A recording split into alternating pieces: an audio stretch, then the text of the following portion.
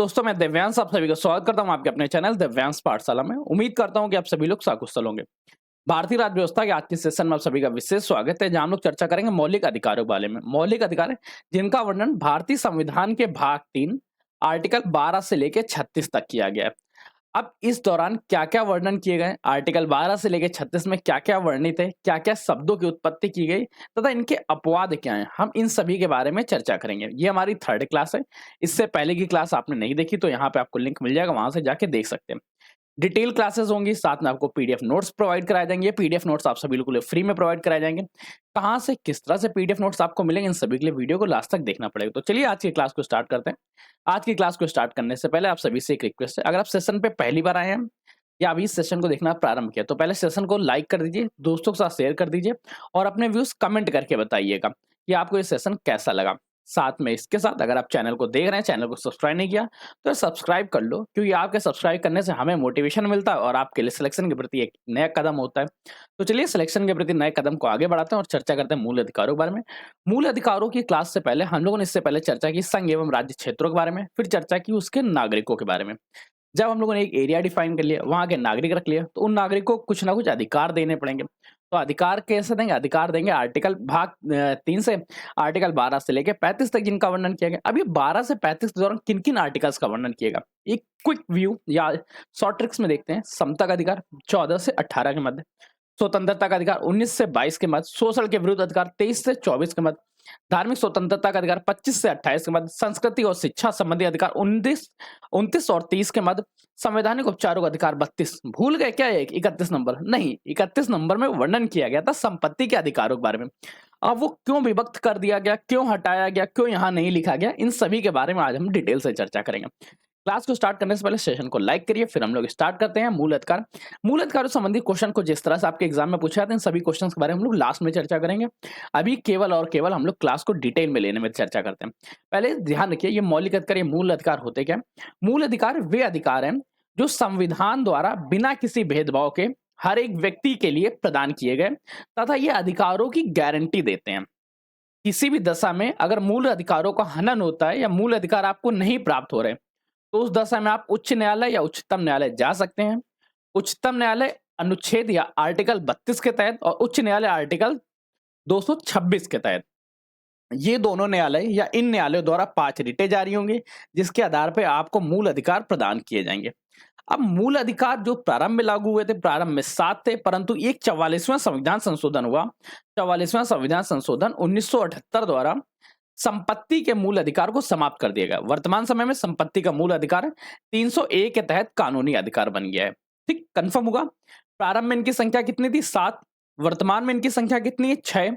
एक समाप्त कब किया गया? 44वें संविधान संशोधन 1978 द्वारा, जिसके तहत संपत्ति के मूल अधिकारों को श्रेणी से हटाकर कानूनी संवैधानिक अधिकार बना दिए और ये वर्तमान समय में आर्टिकल 301 के तहत उल्लेखित है। ठीक, अब हम लोग चर्चा करते हैं। सबसे पहले हम लोगों ने अभी पढ़ा कि समता के अधिकार का वर्णन आर्टिकल 14 से 18 के मध्य किया गया। अब हम लोगों ने अभी पढ़ा कि मूल अधिकारों का वर्णन 12 से 35 के मध्य किया गया। तो ये आर्टिकल 12 और आर्टिकल 13 की लाइन खाली तो छोड़ी नहीं गई होगी।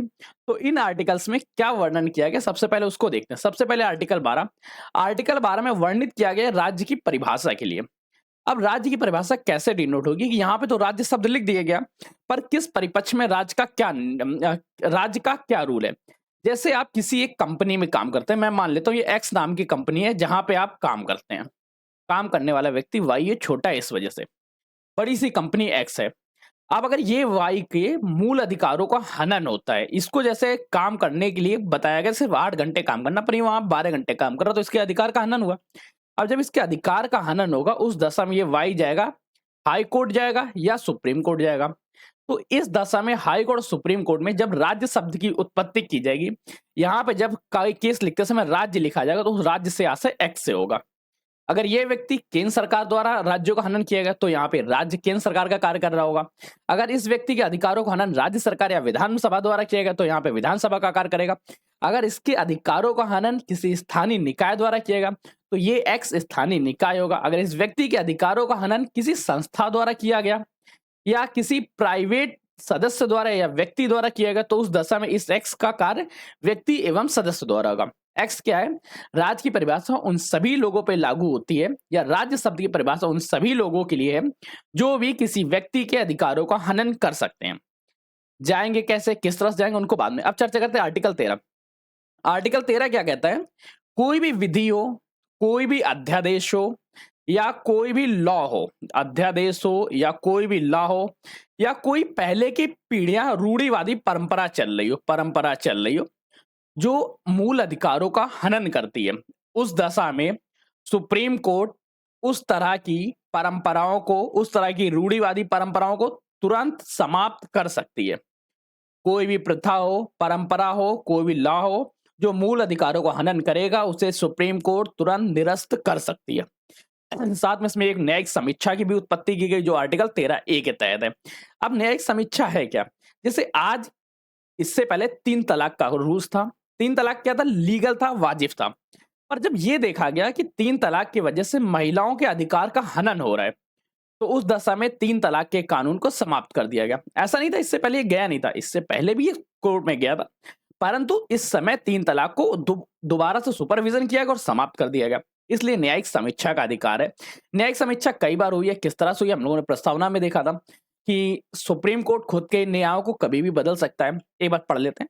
न्यायिक समीक्षा के लिए संवैधानिक आधार प्रदान करता है, क्योंकि यह उच्चतम न्यायालय उच्च न्यायालयों के अधिकार देता है कि वो संविधान पूर्व कानूनों की व्याख्या करें और तय करे कि यह अधिकार देता है कि ऐसे कानून वर्तमान संविधान के मूल अधिकारों एवं सिद्धांतों के साथ सुसंगत हैं या नहीं। अगर प्रावधान वर्तमान कानूनी ढांचे के साथ आंशिक या पूरी तरह विरोधाभासी है तो उन्हें अप्रभावी समझा जाएगा जब तक उनमें संशोधन न किया जाए। इसी प्रकार संविधान लागू होने के बाद कानूनों को उनकी अनुकूलता को साबित करना होगा, वे विरोध हैं तो उन्हें शून्य माना जाएगा। ठीक, जैसा आपको पहले शॉर्ट लैंग्वेज में बताया गया तो वही बाद में लिख के बता दिया गया। अब हम लोग चर्चा करते हैं 14 से लेकर 18 तक समता के अधिकार के बारे में या समानता के अधिकार को। समानता का अधिकार क्या कहता है? आर्टिकल 14 विधि के समक्ष समानता एवं विधियों का समान संरक्षण के बारे में कहता है। आर्टिकल 15 राज्य द्वारा धर्म, जाति, लिंग, जन्म स्थान के आधार पर कोई भी भेद नहीं करेगा।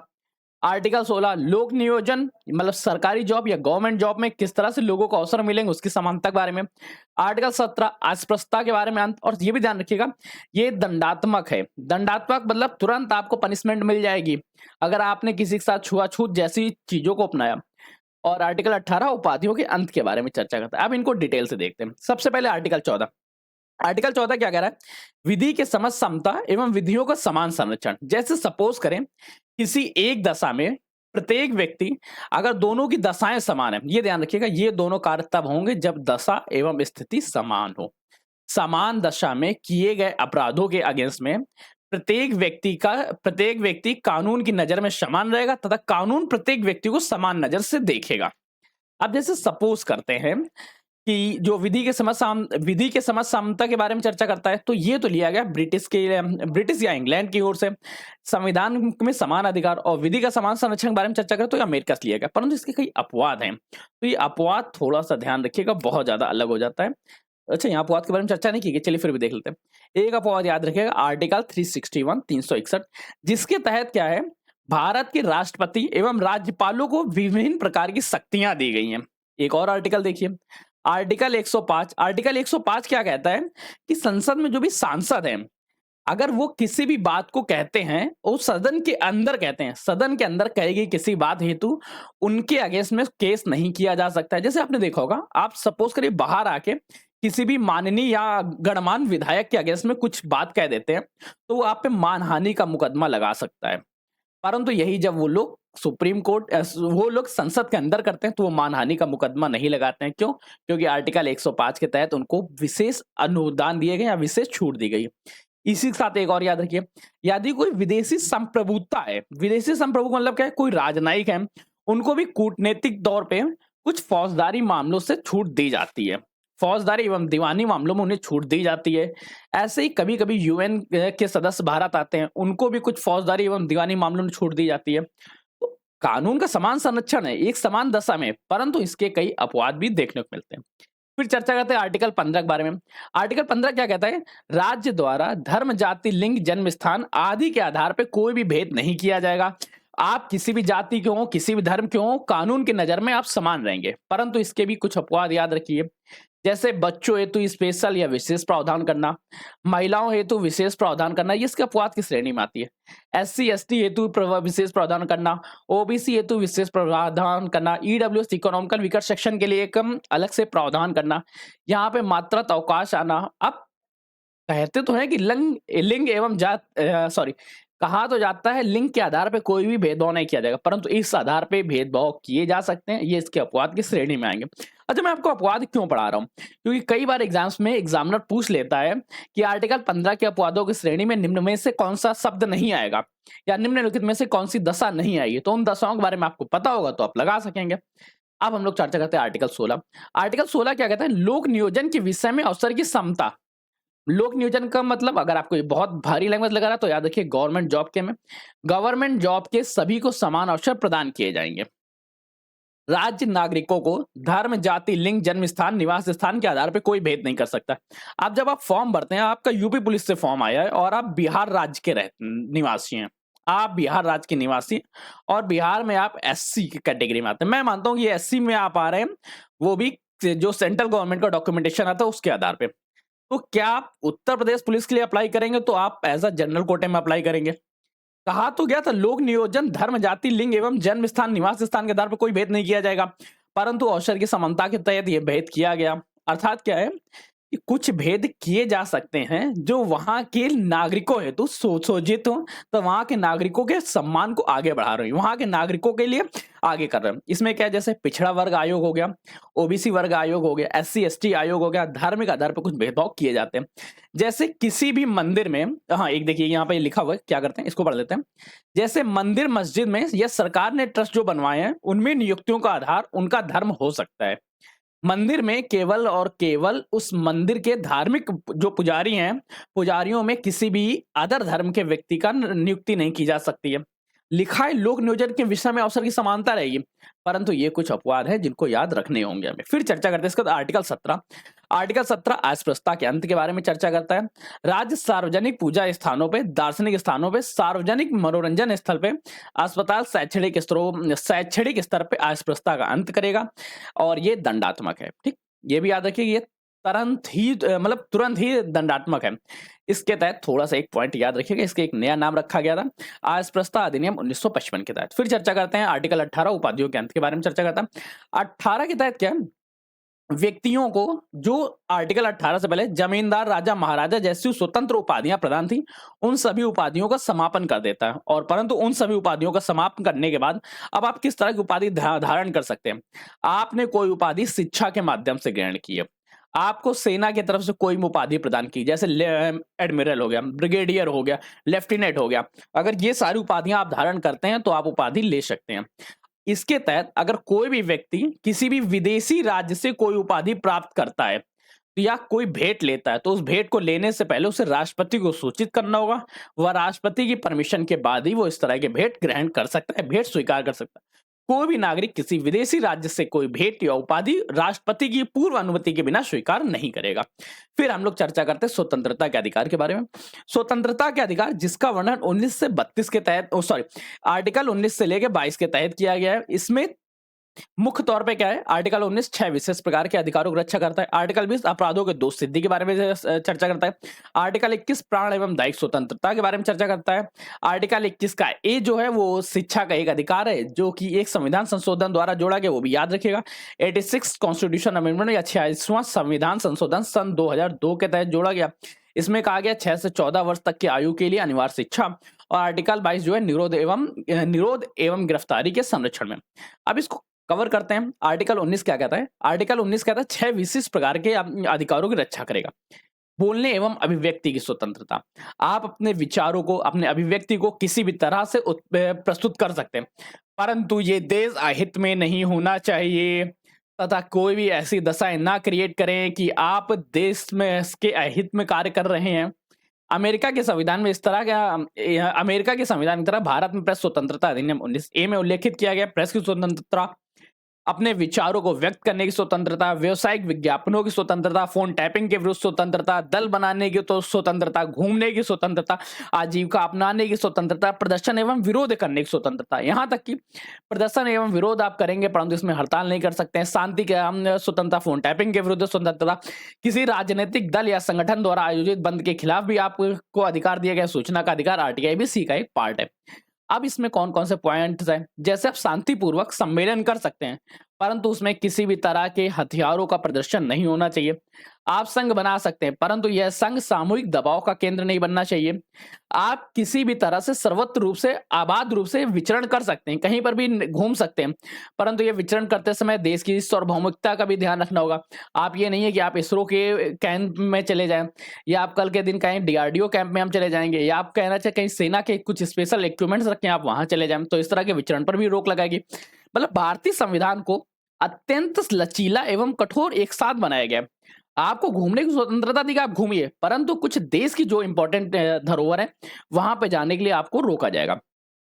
किसी भी देश में संचरण करने, निवास करने, रहने एवं बसने का अधिकार दिया गया है। आप किसी भी क्षेत्र में जाके निवास कर सकते हैं, परंतु कुछ स्पेशल एक्ट हैं, जो जम्मू कश्मीर, लद्दाख और कुछ पूर्वी राज्यों में कुछ पूर्वोत्तर राज्यों में आपको निवास करने एवं बसने का अधिकार नहीं प्रदान करता है, वहाँ के लिए कुछ स्पेशल रूल्स हो जाते हैं। भारत में किसी भी राज्य क्षेत्र में व्यापार करने का अधिकार, आप किसी भी राज्य क्षेत्र में व्यापार कर सकते हैं, परंतु इसमें जम्मू कश्मीर और पूर्वोत्तर भारत में कुछ विशेष क्षेत्रों को छोड़ के, जिसकी में अभी कुछ परमिशन दी गई थी लद्दाख की, तो लद्दाख में करंट टाइम में एक प्रदर्शन चल रहा है, जिसमें जो क्या नाम था इनका? सॉरी मैं नाम वंसुक वंगसुक सॉरी मैं नामों को उच्चारण नहीं कर पा रहा हूँ। देख लीजिएगा लद्दाख में इस आधार पे क्या प्रदर्शन चल रहा है। फिर चर्चा करते हैं आर्टिकल 20 के बारे में, अपराध के दोष सिद्धि के संबंध में संरक्षण। इस पॉइंट को याद रखिएगा, जब तक आप पे दोष सिद्ध नहीं हो जाता तब तक आप अपराधी नहीं कहलाएंगे। पहला अधिकार, जब तक आप पे कोई दोष सिद्ध नहीं हो जाता तब तक आप अपराधी नहीं कहलाए जाएंगे। सेकंड, आपने जैसे कोई अपराध 1 अप्रैल सन 2024 को किया और कोई रूल था जो इसके बाद बनता है 5 अप्रैल सन 2024 को, तो जिस तिथि में आपने अपराध किया था उस तिथि पे जो रूल लागू होगा केवल वही रूल आप पे लागू होगा, उसके बाद के रूल से आपसे कोई मतलब नहीं। पढ़ते कैसे हम, किसी भी व्यक्ति या नागरिक को उसी विधि के तहत दंड दिया जाएगा जो उसके द्वारा किए गए अपराध के समय प्रभावी था। एक ही अपराध के लिए एक से अधिक बार दंडित नहीं किया जा सकता। साथ में आपको अपने विरुद्ध गवाही देने के लिए बाध्य नहीं किया जा सकता। आर्टिकल 21 कहता है प्राण एवं दैहिक स्वतंत्रता के बारे में चर्चा करता है। मानव को कुछ अधिकार प्राप्त है कि वो स्वच्छ पर्यावरण, जीवन जीने का अधिकार, निजता का अधिकार, आश्रय का अधिकार, विद्युत का अधिकार, निःशुल्क रूप से कानूनी सहायता का अधिकार, मानवीय प्रतिष्ठा के साथ जीने का अधिकार, ये प्राण एवं दैहिक स्वतंत्रता के अंदर आते हैं। फिर इसी का एक छोटा सा अपग्रेड वर्जन है कि इच्छा मृत्यु करंट टाइम में इलीगल है। ठीक है, एक देखते हैं कि आर्टिकल 21 शिक्षा संबंधी अधिकार, ये अपडेट किया गया था 66वें संविधान संशोधन 2002 के तहत।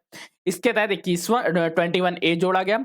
इसमें 6 वर्ष से 14 वर्ष तक की आयु के बच्चों को निःशुल्क शिक्षा एवं अनिवार्य शिक्षा मैंडेटरी की गई।